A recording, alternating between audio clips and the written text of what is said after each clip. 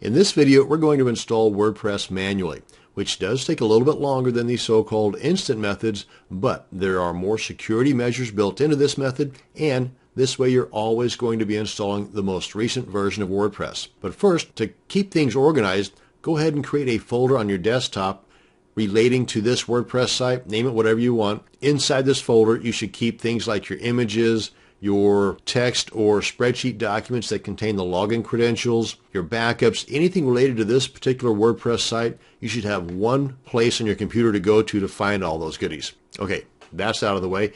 Now, there's basically four things we're going to do to create our WordPress site.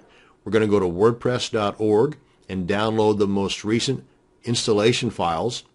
Then number two, we're going to unzip those files and upload them to our server. Now at this point, I need to assume that you've already got a domain name and a web hosting service. And you should also determine